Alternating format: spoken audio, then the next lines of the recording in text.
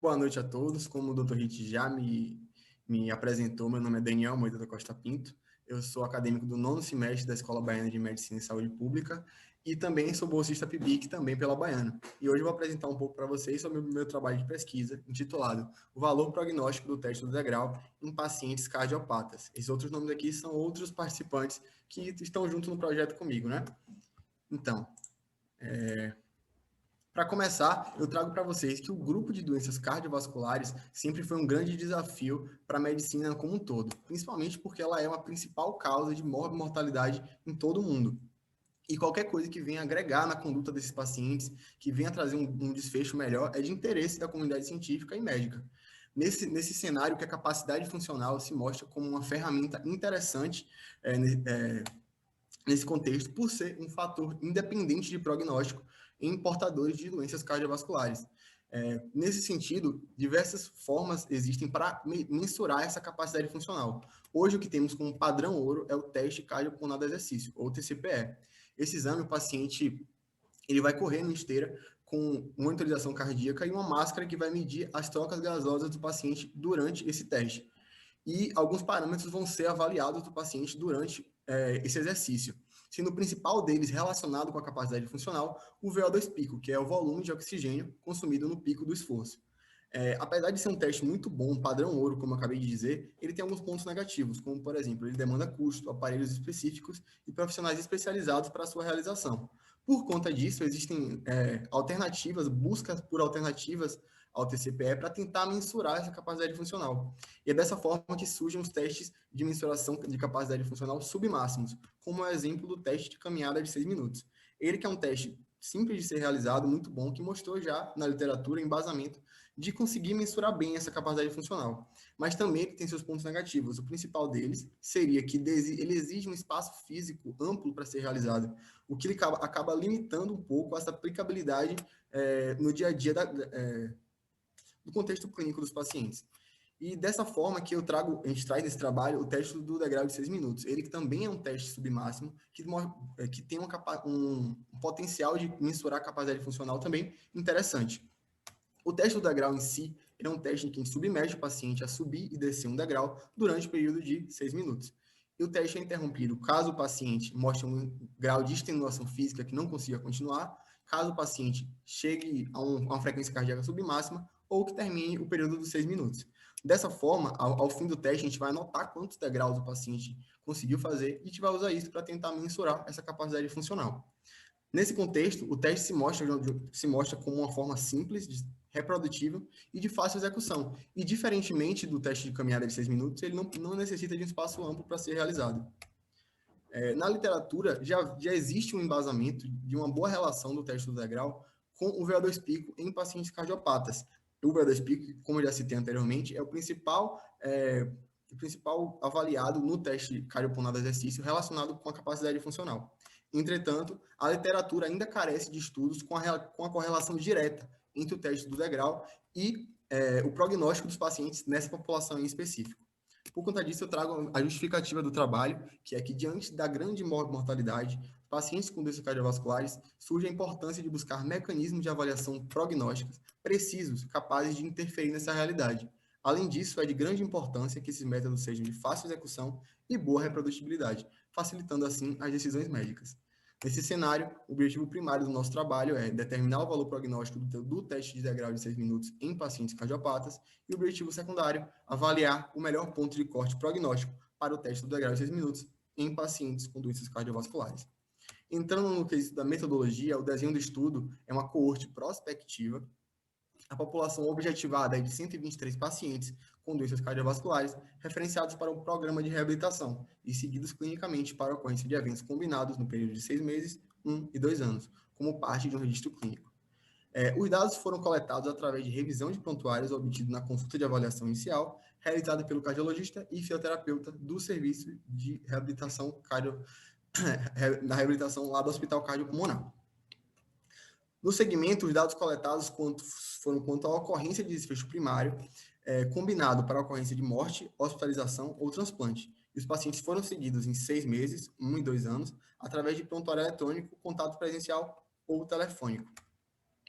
Em relação ao cálculo amostral, com base na estimativa de uma taxa de evento de 30% no grupo de um valor TD6 abaixo da mediana e de 10% para um grupo acima da mediana, estima-se que uma população de 123 pacientes será necessária para atingir um poder de 80% e um índice de confiança de 95%.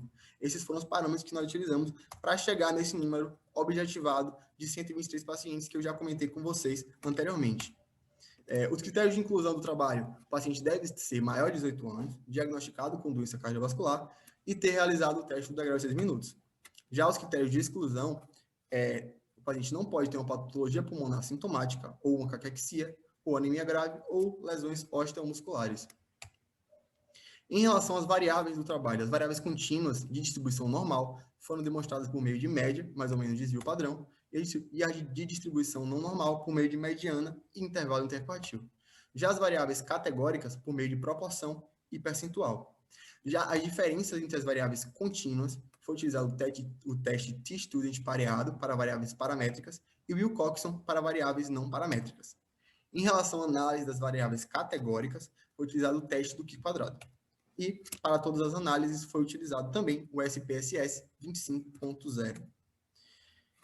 Ainda, a sobrevida dos pacientes do trabalho foi avaliada pelo método de Kaplan-Meier, os preditores de mortalidade pelo método de regressão de Cox, o melhor ponto de corte para conhecer dos eventos do trabalho por meio de uma curva ROC, e, para comparar a sobrevida nos grupos maior e menor que o ponto de corte, também utilizamos Kaplan-Meier. E ainda um valor de P menor do que 0,05 foi adotado como um padrão significante para todas as análises. Em relação aos aspectos éticos do trabalho, o protocolo foi aprovado pelo Comitê de Ética e Pesquisa, professor Celso Figueiredo, no Hospital Santa Isabel. O número do parecer foi 171505. Está de acordo com a diretriz de Helsinki para a condução de pesquisa clínica e da resolução 466/12 do Conselho Nacional de Saúde. Os pacientes do estudo foram apresentados ao termo de consentimento livre esclarecido e, ao assinar, eles recebem uma cópia assinada e datada. Em relação aos resultados, como o Dr. Rich também já falou, eu vou apresentar uma análise parcial. A gente tinha objetivado, como eu já falei, 123 pacientes com segmento de 6 meses, 1 e 2 anos. O que eu vou apresentar aqui vão ser 106 pacientes com segmento de 6 meses e 1 ano. Essa primeira tabela, eu vou falar para vocês os valores das características gerais dos pacientes avaliados. A idade em média foi apresentada, foi 64,8, com desvio padrão de mais ou menos 16,5. 80 pacientes foram do sexo masculino, 2 eram tabagistas, 69 hipertensos, 80 tinham dislipidemia, 35 diabetes mellitus, 39 insuficiência cardíaca e 48 valvulopatias. 41 tinham realizado pelo menos uma angioplastia e 34 pelo menos uma revascularização. Já sobre a escala New York Heart Association, foram 39 pacientes com NIRA 1, 33 NIRA 2, 10 NIRA 3 e apenas um paciente teve NIRA 4. Em relação às medicações utilizadas por esse recorte de pacientes, 82 utilizavam beta-bloqueador, 34 IECA, 42 BRA e 89 estatina. 5 utilizavam marca-passo, 19 ressincronizador cardíaco, 1 utilizava CDI e 4 ressincronizador com CDI. A fração de ejeção em porcento, a média foi de 55 e mais ou menos 17 de desvio padrão. Já o VO2 pico basal em ml por quilo por minuto foi apresentado com a mediana de 14,6 e o intervalo interquartil de 7,9 a 40,9. E, por fim, o teste do degrau de 6 minutos apresentou uma mediana de 82 e o intervalo interquartil de 5 a 180. Esse gráfico que eu vou trazer para vocês, ele representa o número de pacientes com a presença de desfecho combinado, que, como eu já citei, foi morte, hospitalização ou transplante, em relação ao resultado maior ou igual e menor do que a mediana do teste de degrau de 6 minutos.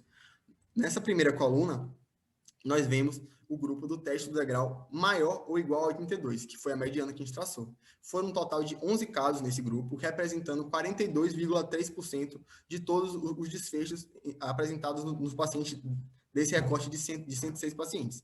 Já o segundo grupo, que o teste do degrau foi menor do que 82, nós tivemos 15 desfechos, representando 57,7% do total de pacientes com desfecho, que foi, sendo 11 mais 15, 26 pacientes com desfecho dentro do grupo de 106.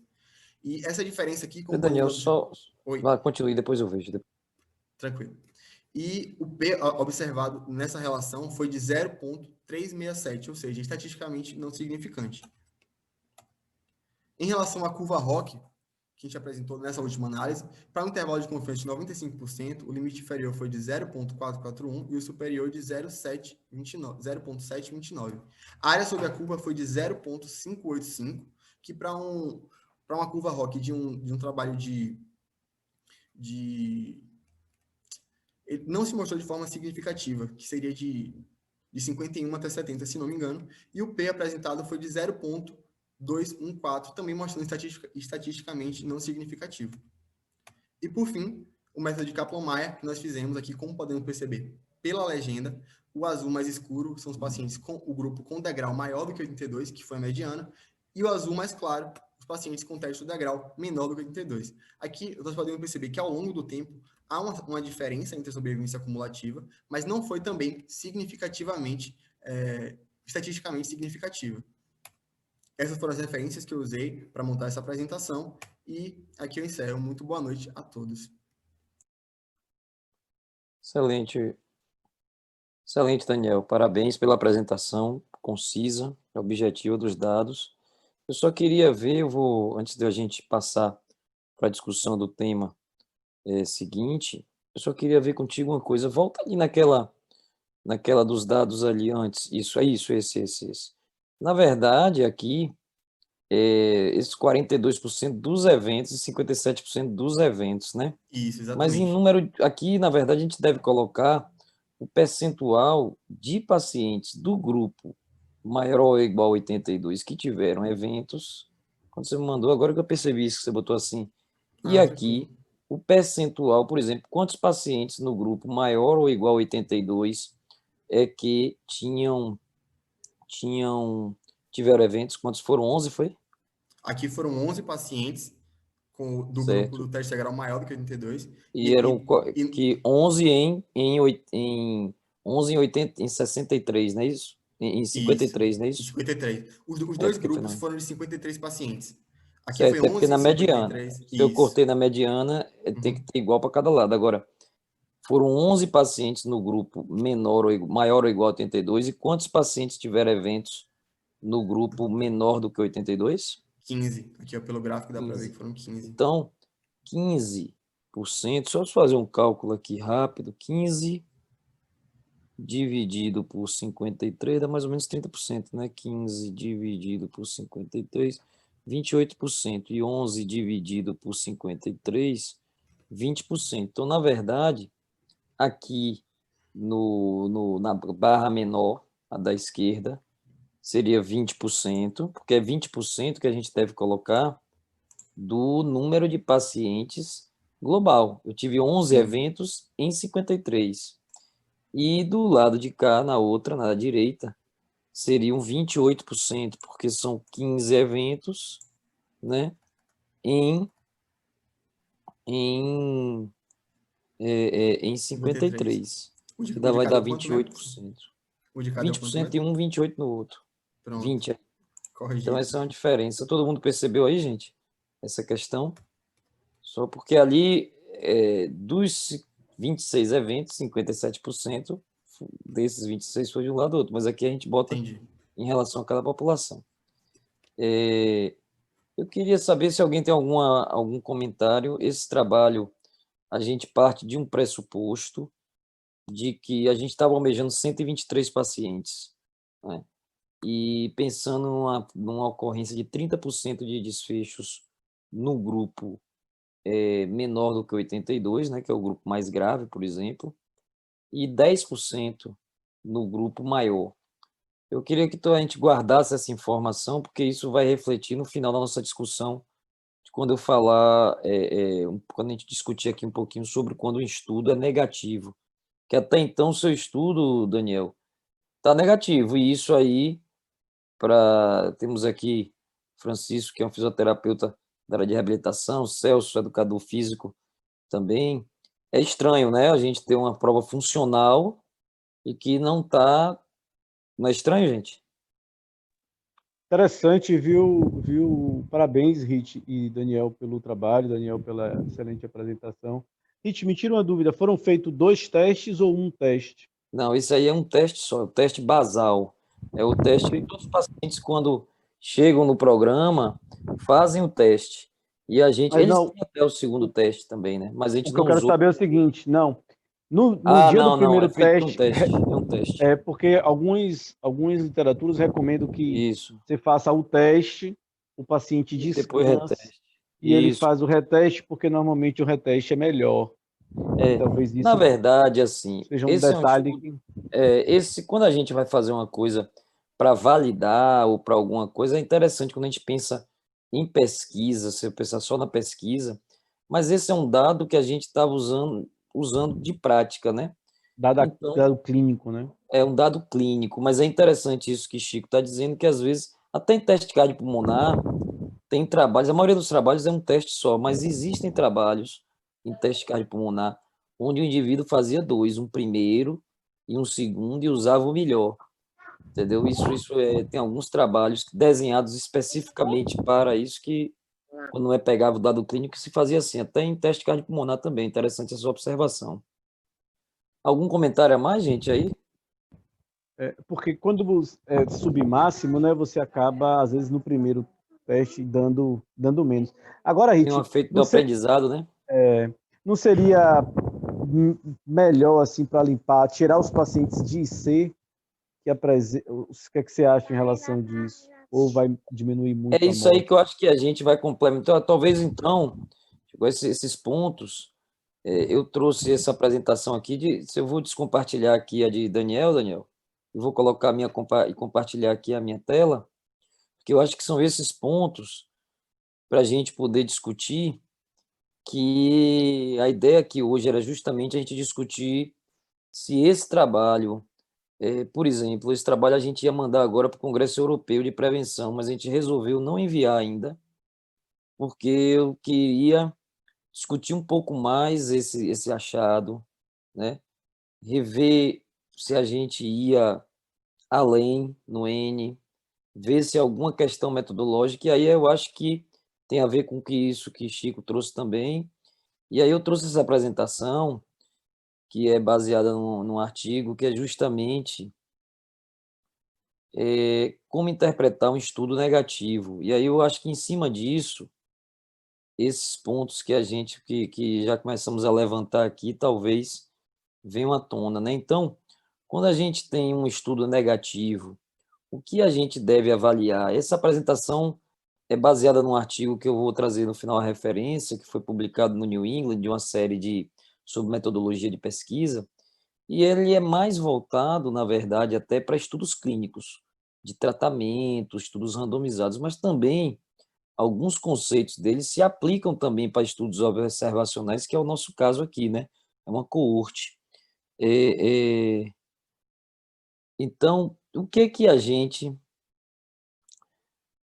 deve perguntar, né, quando está diante de um estudo negativo? E aí, Daniel, a ideia aqui é que a gente depois discuta em cima desse estudo nosso aí, o que que pode se aplicar dessas ideias aqui. Então, a primeira coisa, o estudo teve um poder adequado, o desfecho foi apropriado, utilizado, né? A população estudada foi apropriada, aí tem a ver com o que Chico trouxe aí agora, né? Houve algum viés na condução do estudo? Isso é importante a gente ter em mente, né? Houve algum viés? Deixa eu só ocultar isso. É, existe algum indicativo de benefício e que aí você juntando, você possa estar diante de um falso negativo ou que dê alguma luz para uma forma diferente de fazer estudo, para um outro estudo na frente? Caberia uma análise de não inferioridade quando você está diante de um estudo que não mostrou superioridade ou equivalência? Então, essas são perguntas que devem vir à tona quando o indivíduo está diante de um estudo negativo. Então, estou lendo um estudo negativo, eu devo pensar isso, e eu vou trazer aqui alguns exemplos na prática, de como isso é, é, é, é, se aplica, né? Então, primeiro, poder do estudo. Vou trazer esse exemplo aqui, né? O poder do estudo, ele se relaciona ao erro tipo 2, né? O erro tipo beta. O que é?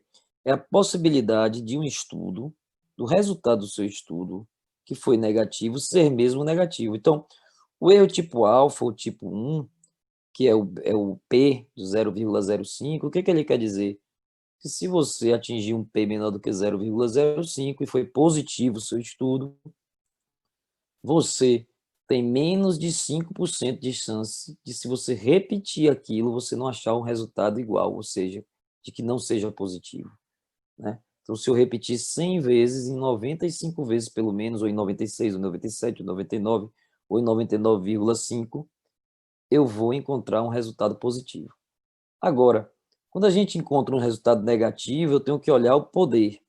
E o poder, né, que por convenção se trabalha com poder de 80%. Já tem trabalhos agora utilizando poder mais aguçado, de 90%, ou seja, a gente aceita 20% de chance de que um estudo negativo possa não ser negativo. Possa, se eu estar dizendo que algo não é, mas ele é positivo. Por que isso? Porque dizer que algo é negativo, né, sem ser, eu vou causar mais mal, menos mal, do que o contrário. Quando eu erro tipo 1, se eu disser que algo é bom e aquilo ali não é bom, é ruim, eu posso estar causando um grande mal, e a gente viu vários exemplos agora recentemente na prática médica aí, né, com estudos mal feitos levando ao uso de medicações sem necessidade, que depois estudos bem feitos mostraram que aquilo não era verdade. Então, o contrário, um estudo é negativo, e aí ele é mesmo negativo, então isso é o poder do estudo. E isso está relacionado com, principalmente, tamanho amostral e número de eventos. Então, todo mundo usa beta-bloqueadores para tratar insuficiência cardíaca. Agora, se eu disser para vocês que um dos primeiros estudos, que foi esse aqui à direita, ó, usando o bisoprolol em pacientes com insuficiência cardíaca, foi um estudo negativo, P 0,22, e as curvas foram muito parecidas. Então, mas aqui tiveram quantos pacientes? 641 pacientes, né, ao todo nesse estudo. Quando se olhou o hazard ratio, ele estava à esquerda do 1, menor do que a unidade, mas ele tocava a unidade. Então, parecia existir uma tendência, mas ele tocava a unidade. Então, os autores aqui confiaram nesse dado negativo? Não. Eles, então, desenharam outro estudo, um estudo com poder estatístico adequado, chamado de CIBS-2, que aqui já tinham 2.600 e poucos pacientes, que aí com poder adequado, usando a mesma medicação, na mesma população, olhando o mesmo desfecho, eles mostraram uma diferença significante.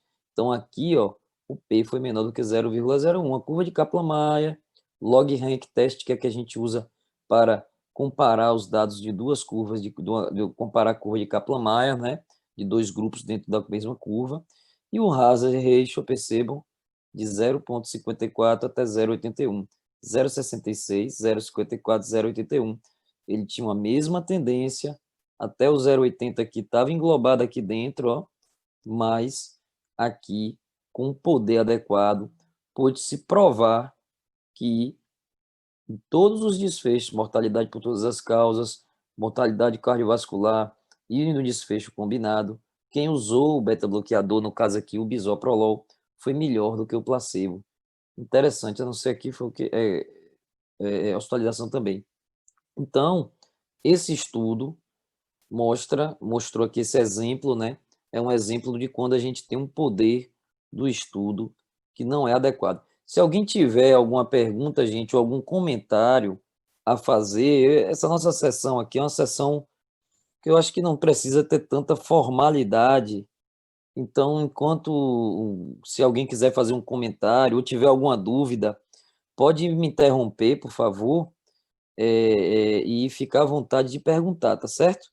Eu estou sem acesso aqui ao bate-papo no momento, mas eu peço que quem que tiver alguma dúvida, algum comentário, por favor, não pode me interromper, tá certo? Abrir o áudio e falar. Então, esse é um exemplo interessante. Ó. Se a gente tivesse aceitado aqui esse dado, nós não estaríamos dando beta-bloqueador para paciente com insuficiência cardíaca, os pacientes não estariam se beneficiando deste dado no nosso dado aí que Daniel mostrou, sei lá, mais de quase 80%, Daniel, dos pacientes estavam usando beta-bloqueador, né? Isso, professor. Então, é interessante ver esse dado. E aí a gente vai para uma segunda pergunta, né? Então, em relação, aí eu queria guardar essa questão do poder para a gente discutir em relação ao seu estudo, entendeu, Daniel?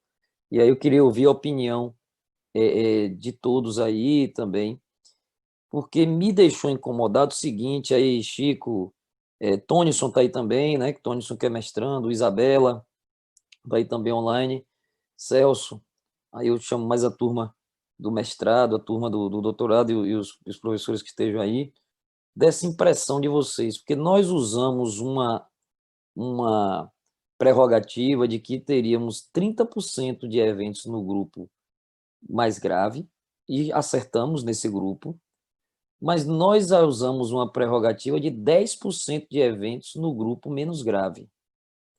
E a gente, nesse piloto aí, viu que a gente teve o dobro de eventos no grupo menos grave, a gente teve 20% de eventos. Então, talvez a gente, Daniel, guarda isso aí, eu queria ouvir a opinião de vocês. Eu fiquei pensando se não era o caso de recalcular o poder do estudo diante dessa, desse número de eventos que tivemos, entendeu? Talvez a gente esteja com um estudo com um poder bem menor do que os 80% que a gente tinha previsto, entendeu? Rit, me tira uma dúvida. Esse tempo de acompanhamento foi durante a pandemia? Não, esses dados aí já foram de antes da pandemia, a maioria dos pacientes completaram um ano aí até o meio do ano passado. Entendi. Porque a taxa de eventos, né, aumentou, independente da pessoa ter Covid, Boa isso poderia, observação, isso né? poderia ser um... As pessoas deixaram Uma... de ir ao médico, né, deixaram de fazer os Perfeito, acompanhamentos. perfeito, Chico. Acho que essa é uma boa observação também. E até, viu, Daniel? Pode guardar essa informação até para discussão, porque realmente, quantos por cento desses pacientes completaram um ano no ano 2020, Daniel? Eu acho que pelos 30 pacientes desse aí ou mais completaram um ano em 2020, não foi? Eu acho que foi por aí, professor, uns 20 e poucos, eu Porque acho. a primeira análise que a gente fez, viu, Chico, tinham 60, 80 pacientes, não foi, Daniel? Que a gente levou no congresso do ano passado, brasileiro, né? 88, se não me engano. 88. E naquela época a gente achou estava tendo uma tendência à diferença, né? Sim. Quando a gente aumentou o N, essa diferença caiu. E isso pode ser uma explicação mesmo aí do que está falando. Um aumento da taxa global de eventos, mas tudo de qualquer forma também aumentaria dos dois lados, né, Chico? De É qualquer forma verdade. aumentaria dos dois lados, né? Mas É. interessante esse dado. Mas aumentaria dos Pode dois lados. confundir, né? Aí é o outro ponto que a gente tem que ver quando a gente está diante de um desfecho de um estudo negativo é o seguinte: o desfecho desse estudo, ele foi apropriado? O desfecho utilizado está relacionado ao processo de adoecimento daquela doença? Se foi usado um desfecho composto, a composição de desfecho estava adequada? Então, a gente tem que olhar isso, porque às vezes pode ocorrer primeiro, eu estou olhando um desfecho, mas aquela população não tem, por exemplo, eu estou fazendo estudo em insuficiência cardíaca. Se eu olhar desfecho AVC, insuficiência cardíaca, pode até ter uma relação. Eu olhar infarto e insuficiência cardíaca, pode até ter uma relação. Mas a gente sabe que desfecho duro, insuficiência cardíaca é morte, morte cardiovascular e hospitalização ou transplante, né? Esses são os clássicos, né? Eu estou olhando infarto, um paciente com população de infarto. E aí eu olhar um desfecho, por exemplo, que não seja relacionado a algum modo de adoecer do infarto, por exemplo, eu olho amputação de membro inferior, poxa, tem a ver com doença aterosclerótica como um todo? Tem, mas com infarto, necessariamente, com pacientes que infartam uma droga que atue na parte coronariana, será? Né? Mais recentemente, a gente tem até visto alguns estudos assim. E aqui é um exemplo nesse sentido. Esse é um estudo que analisou a pioglitazona, um antidiabético oral. Aqui, ó, na verdade, do lado direito, ó, foi o desfecho primário do estudo.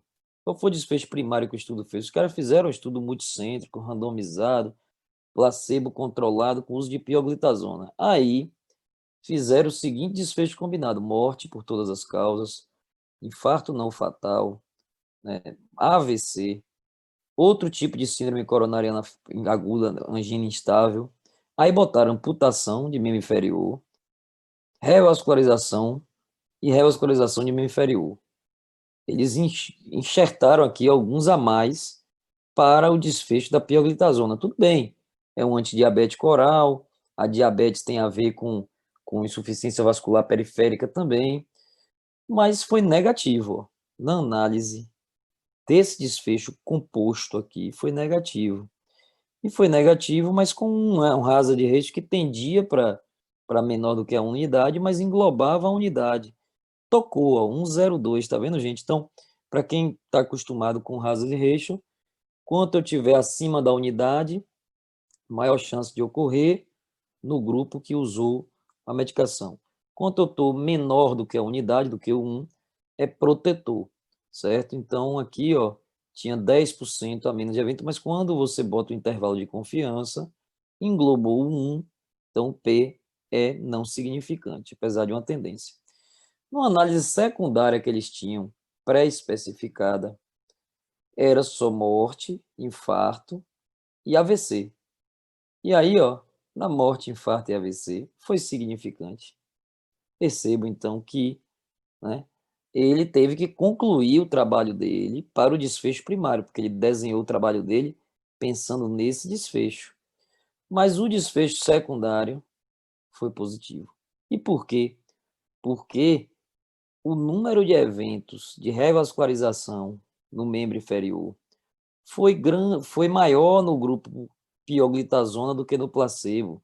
E aí um desfecho que talvez isso aconteceu por acaso e não por uma ação da medicação, nem por questão do diabetes, porque a gente sabe que hoje o controle do diabetes não está tão não é com esses desfechos mais macrovasculares, né? Mas sim o controle do colesterol, o controle de outras alterações, esse sim está relacionado ao desfecho macrovascular, foi o que pesou para o desfecho dele, do estudo dele da negativa. Então, a gente olha a composição do desfecho está adequada. Outro exemplo aqui, ó, aqui insuficiência cardíaca. Estudo CHARME. Esse estudo analisou candesartana versus placebo em pacientes com insuficiência cardíaca. Na análise dele, né, primária, que era morte e hospitalização cardiovascular e hospitalização por insuficiência cardíaca, primeira hospitalização, não foi positivo. Agora, quando ele olhou morte e número total de hospitalização, o estudo foi positivo. Olha que interessante. Então, isso até se levou a uma discussão de se, ou seja, a medicação ela conseguia diminuir o número de hospitalizações futuras, porque em vez de um indivíduo que hospitalizou 5 vezes no grupo placebo, no grupo candesartana, ele hospitalizou uma. Agora, nessa análise aqui da esquerda, eles contariam igual. Se hospitalizou uma ou hospitalizou 10, era igual, porque é até a primeira hospitalização. E aqui, cada hospitalização subsequente continuava contando negativamente como desfecho. Então, isso aqui gerou até uma discussão, e hoje, na insuficiência cardíaca, devido à importância de hospitalizações subsequentes, hoje se usa muito o conceito de número de hospitalizações na insuficiência cardíaca, e não só a primeira hospitalização. Então, isso também é um ponto interessante, né? Nós usamos, Daniel, aí a primeira hospitalização, não foi? Isso, professor. E morte por todas as causas e hospitalização, não é isso? Inclusive, tem alguns pacientes que tinham diversas atualizações no banco, E a inclusive. gente tem esse dado de várias hospitalizações, não tem das subsequentes? Tem. Tem, né? É isso que a gente pode ver, fazer essa análise nesse sentido. Não sei o que vocês acham aí. Cadê Tonison também?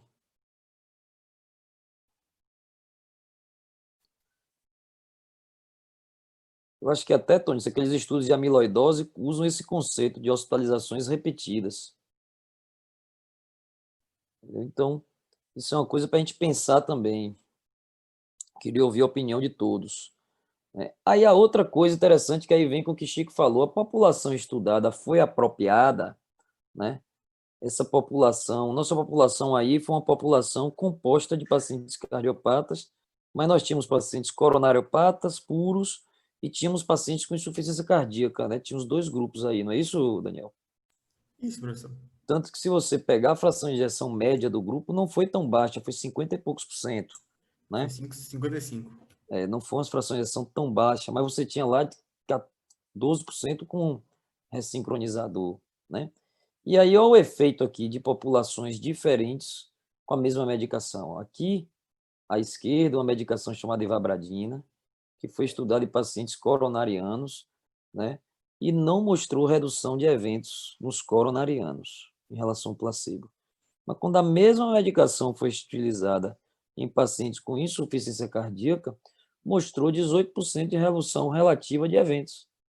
Então, às vezes a gente vê uma medicação que foi utilizada e se mostrou inócua, mas numa população que não foi. Às vezes a gente vê um teste, né, colocando agora para o lado dos estudos observacionais, que não achou relação com o prognóstico, mas porque aquele teste não refletia algo que tem relação com o prognóstico naquela população estudada. Nesse ponto, eu acho que o teste que a gente está usando é um teste funcional e que a funcionalidade ela é bem aplicada tanto no coronariano quanto no insuficiência cardíaca, né?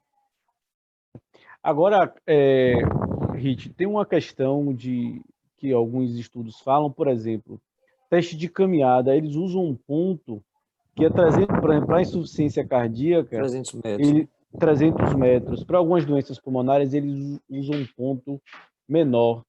E talvez no teste de degrau tenha um ponto, um número específico de degraus que você observa no desfecho maior. Porque como você pegou a mediana, Isso, você pega aquele cara que é bom, aquele cara que é muito ruim e tal, mas às vezes, sei lá, 40 vezes seria... perfeito. porque é uma coisa importante, muito importante na prática isso, né? Você, para gente que não tem, por exemplo, eu que faço muita reabilitação domiciliar, para você separar o morredor do não morredor sem um teste cardiopulmonar. E é Você fala esse assim, que é o objetivo, né? A gente tentar levar isso para a pessoa que está lá. Por exemplo, você está com seu paciente, vai em domicílio, aí pô, você quer ter um teste na hora ali, ou o cara está no interior, no consultório, não tem teste cardiopulmonar. Pô, o teste cardiopulmonar em Salvador hoje tem 3, 4 aparelhos, sei lá, entendeu? Então, o que que a gente faz? Você fazer um teste desse, no estudo que a gente vai sair agora dos arquivos brasileiros de cardiologia, a gente fez isso. A gente analisou a correlação do teste de degrau com o VO2 no teste cardiopulmonar, os exames feitos mais ou menos na mesma época, né, na mesma semana. E aí a gente viu como a gente poderia estimar, fez uma regressão para estimar o VO2 baseado no teste do degrau e viu qual era o ponto de corte para o qual a gente poderia estimar que o VO2 era acima de 20, porque um VO2 acima de 20, a gente fica muito tranquilo de que o paciente é um bom prognóstico, não é um morredor, né? E aí, naquele estudo lá, eu acho, que eu não me lembro de qual agora, foi 105 degraus, eu acho. Aí você deu uma ideia, também pode ser boa, Chico. Talvez esse ponto de corte da mediana não esteja discernindo bem. A ideia nossa era utilizar o melhor ponto de corte baseado na curva ROC. Mas como a curva ROC ficou, não foi uma curva ROC tão significativa, a gente jogou na mediana para testar. Mas a gente pode testar, por exemplo, o tercio, o segundo tercio, entendeu? Dividir em tercis e utilizar o tercio maior como ponto de corte também, né? Ou menor, no caso, né? O menor tercio, para ver, trazer um pouquinho para mais para a esquerda esse ponto de corte. É algo também, ou aumentar na população, a gente rever melhor estudar melhor esse ponto de corte, né? Eu concordo. eu acho que esse teste é, para mim, um dos melhores testes que tem, porque teste de caminhada tem uma dificuldade muito grande, que é o Pois espaço, é. né? Como bem Espaço, Daniel falou. E você ter 30 metros não é fácil. pô, Então você difícil. tem No um hospital só degrau, tem na enfermaria. então você tem um degrau desse facilita muito. Esse estudo, o nosso está aprovado nos arquivos, o de correlação. Deve sair aí no próximo mês, estava esperando aí, já está aprovado já para publicação lá, que for de correlação, entendeu? Agora, e foi legal isso, porque o que a gente fez? Já que a gente não tinha desfecho, a gente olhou o quê? Eu sei que no teste cardiopulmonar, um VO2 acima de 20, eu não preciso saber de mais nada do paciente. Ele pode até ter isquemia, mas se ele tem um VO2 acima de 20, ele está bem.